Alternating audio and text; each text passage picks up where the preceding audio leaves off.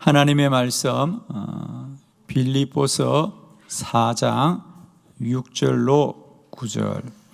아무것도 염려하지 말고 다만 모든 일에 기도와 간구로 너희 구할 것을 감사함으로 하나님께 아뢰라. 그리하면 모든 지각에 뛰어난 하나님의 평강이 그리스도 예수 안에서 너희 마음과 생각을 지키시리라. 끝으로 형제들아, 무엇에든지 참되며 무엇에든지 경건하며 무엇에든지 옳으며 무엇에든지 정결하며 무엇에든지 사랑받을 만하며 무엇에든지 칭찬받을 만하며 무슨 덕이 있든지 무슨 기림이 있든지 이것들을 생각하라. 너희는 내게 배우고 받고 듣고 본 바를 행하라. 그리하면 평강의 하나님이 너희와 함께 계시리라. 아멘. 평강의 하나님이 너희와 함께 계시리라. 오늘 하루도 주신 말씀대로 우리 삶에 여호와가 행하시고 이루시기를 축원합니다. 무엇이든지 그 마음에 준비된 대로 사는 거예요.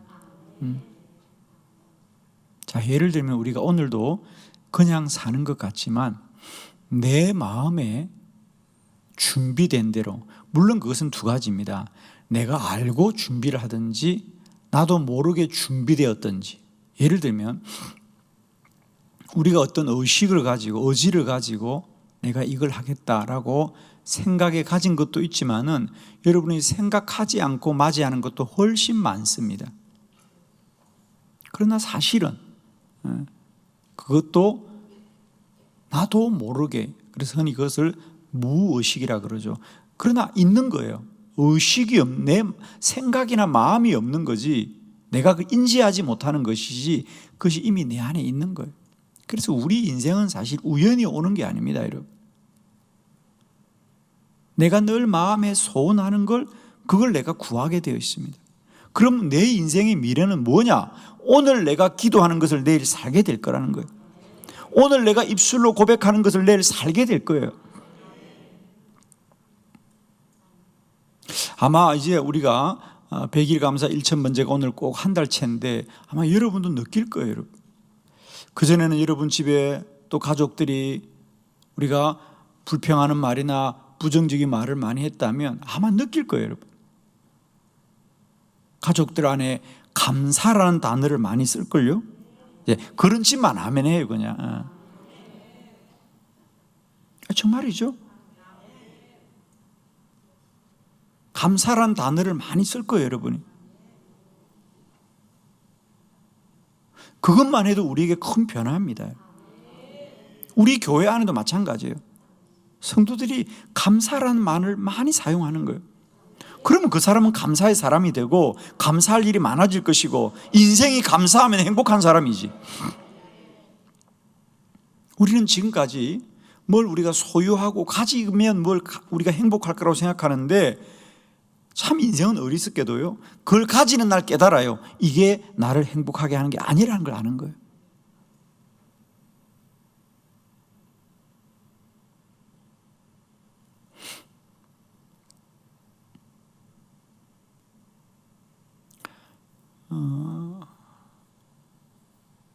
얼마 전에도 서울의 어느 대학에 가난한 노부부가 찾아와서 400억을 기증했어요. 그죠? 400억. 나는 참 충청도 와서 놀라는 게 참 돈들이 많은가 보다. 뭐 100억, 200억도 안 놀라더라고, 사람들이. 그 정도는 다 지갑에 넣고 다니시나 보죠. 여러분, 내 돈을 400억을 기부를 한다고요. 학교에다가. 그게 여러분 쉬운 일이 아니잖아요. 그죠? 1억도 아니고 2억도 아니고 400억을 자기가 일생 동안 모은 돈이에요. 그걸 학교에 기부하는 거예요. 여러분, 그분이 400억을 모았을 때 행복하겠어요? 그 400억을 기부했을 때 행복하겠어요? 웃으세요. 그렇죠? 기부할 때 행복했겠죠. 무슨 말이에요? 그분도 깨달은 거예요. 그렇게 고생하면서 정말 먹을 거 안 먹고 입을 거 안 입고 정말 모았어요. 400억을 모을 때까지 어떻게 모았겠어요? 그런데 그분이 왜 기부했겠어요? 그게 나를 행복하게 하는 게 아니란 걸 한 거죠.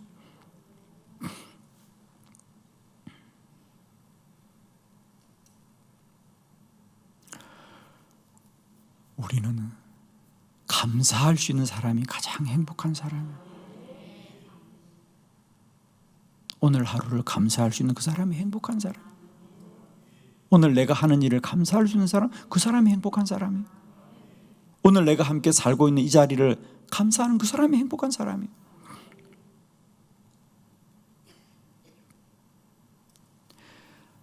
나의 미래는 우연히 오지 않습니다. 그냥 오지 않습니다. 심은 대로 거두게 되어 있고요. 오늘 저는 여러분 다 이렇게 감사하세요. 하나님 100일 감사 1000번째가 한 달이 되어서 감사해요. 저는 오늘 하루 일어나면서 그렇게 하나님께 제가 감사했어요. 하나님 벌써 우리가 이 100일 감사 1000번째를 시작한 지가 한 달이 되었네요. 하나님 감사해요.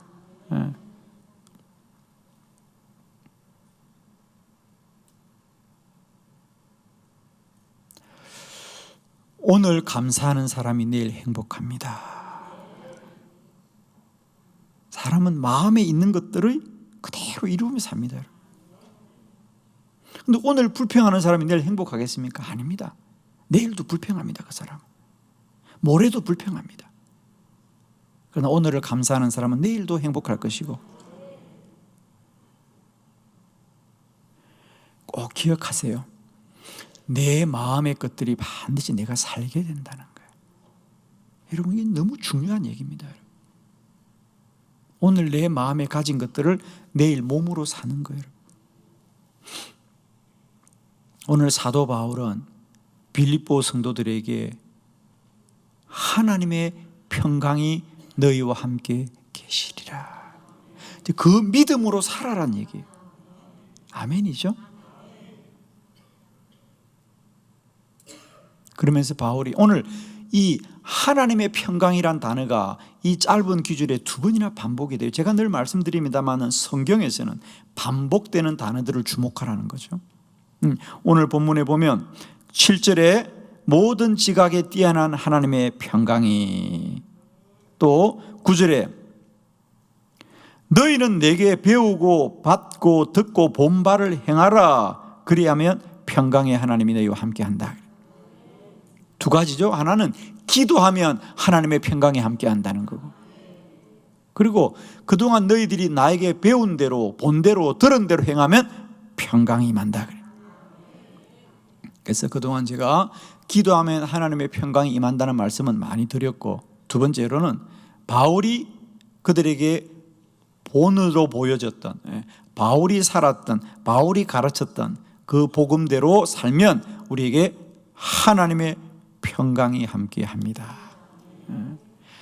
그럼 바울은 어떤 본을 보이며 살았던가? 그래서 저는 물음을 던졌죠. 그럼 바울은 어떻게 살았지? 오늘 바울은 자신 있게 말하잖아요. 너희는 내게 배우고, 그죠? 내게 배우고 받고 듣고 본 바를 행하라는 거예요. 자, 아시죠? 바울은 지금 감옥에 있는 거, 로마 감옥에 있으면서 이제 빌립보 성도들이 바울을 걱정하지 않습니까? 그러자 아니다. 너희는 그동안 너에게 들은 대로 본 대로 내가 가르친 대로 그대로 행하여라. 그러면 평강의 하나님이 너희와 함께 하실 것이다. 그럼 바울은 어떻게 살았지요?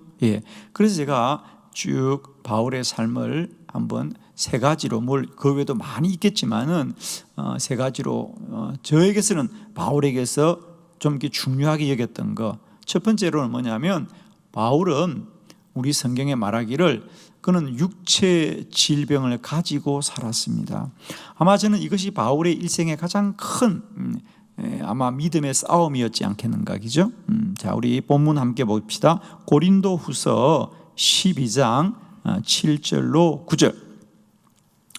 고린도후서 12장 7절로 9절 교독합니다. 7절, 여러 계시를 받은 것이 지극히 크므로 너무 자만하지 않게 하시려고 내 육체에 가시 곧 사탄의 사자를 주셨으니 이는 나를 쳐서 너무 자만하지 않게 하려 하심이라. 이것이 내게서 떠나가게 하기 위하여 내가 3번 주께 간구하였더니 나에게 이르시기를 내 은혜가 내게 족하도다. 이는 내 능력이 약한 데서 온전하여짐이라 하신지라. 그러므로 도리어 크게 기뻐함으로 나의 여러 약한 것들에 대하여 자랑하리니 이는 그리스도의 능력이 내게 머물게 하려 함이라. 아멘. 바울이 여러분 잘 아시는 대로 일생 동안 이제 혼자 살면서 복음을 전하다가 순교를 합니다.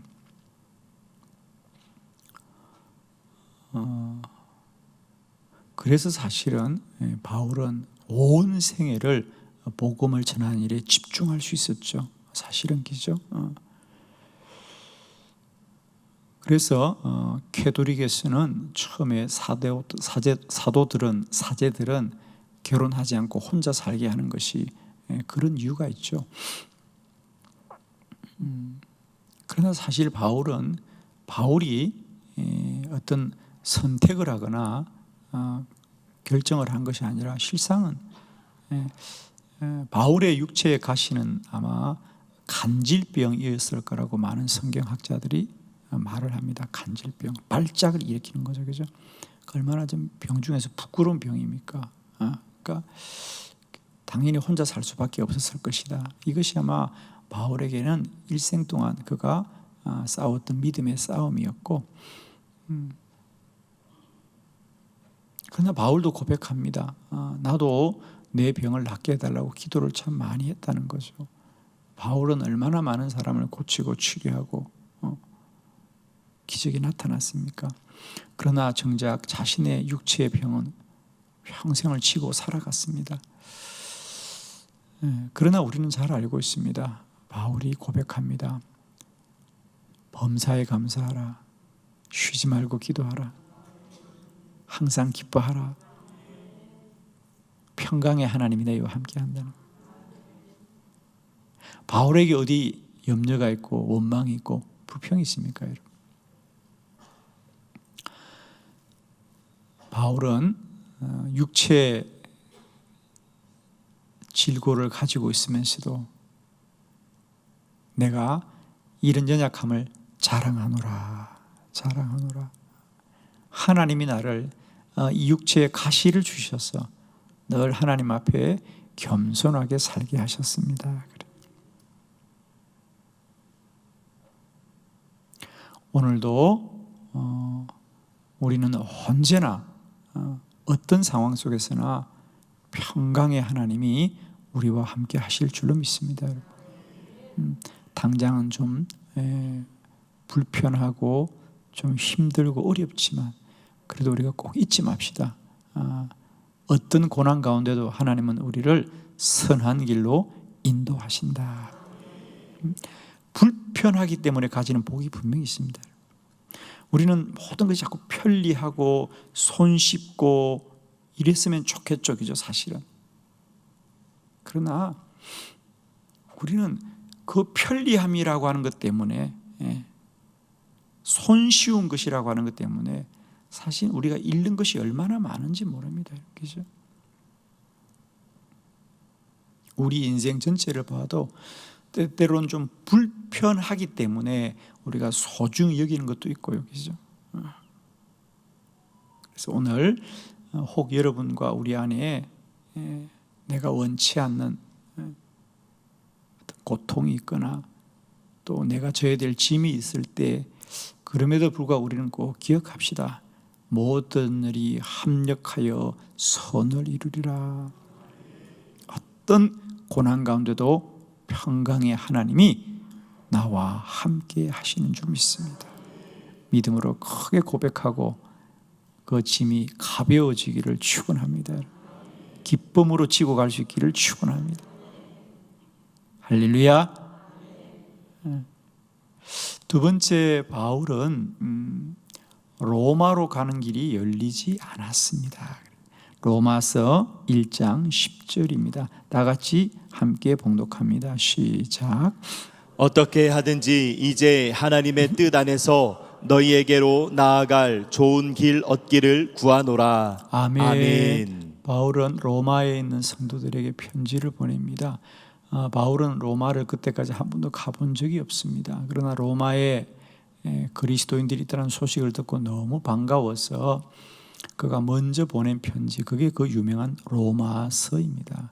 그래서 로마서는 우리가 복음의 원리와 또 복음의 교훈들이 잘 정리되어 있는 우리 성도들의 신앙의 복음의 본이 되는 그런 귀한 책이지요. 그러면서 바울이 내가 하루빨리 여러분에게로 갈 수 있는 좋은 길이 열리기를 내가 기도합니다. 그래요. 그리고 로마로 바울은 언제 가게 됩니까? 우리가 잘 아는 대로 사도행전 26장부터 이제 바울이 로마로 가게 됩니다. 그래서 아시는 대로 죄수의 몸으로 가게 됩니다. 바울이 그렇게 가기를 기도했겠습니까? 그러지 않았을 겁니다.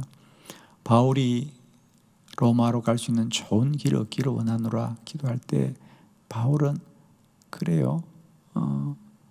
스스로 자유로운 몸이 되어서 또 그를 따르는 사도들과 함께 영광스러운 모습으로 가기를 원했죠. 그죠? 누가 복음을 전하는 곳에 죄수의 몸으로 가기를 누가 원하겠습니까? 그러나 잘 아시죠? 바울은 사도행전 27장에 보면 로마에 도착했을 때 하나님께 감사하더라. 저는 그 본문이 참 귀해요. 하나님 감사합니다. 내가 이렇게라도 로마에 오게 하셔서 감사하고. 바울은 그 유라굴라 태풍을 만나서 배가 풍랑 중에 파선할 때도 그는 그렇게 고백합니다. 하나님이 나를 로마로 보내고 있습니다. 그러니 우리가 배는 이럴지 몰라도 여러분 하나도 상하지 않을 겁니다. 왜? 하나님이 나를 로마로 보내고 있기 때문에. 두 번째로 우리가 감사하고 감사해야 될 것은 때때로 우리가 기도하고 구한 것이 내 뜻대로 되지 않더라도 하나님은 더 선한 길로 인도하실 것이다. 아멘이시죠? 내 뜻대로 안 되어야 하나님의 뜻대로 된다. 아멘이죠?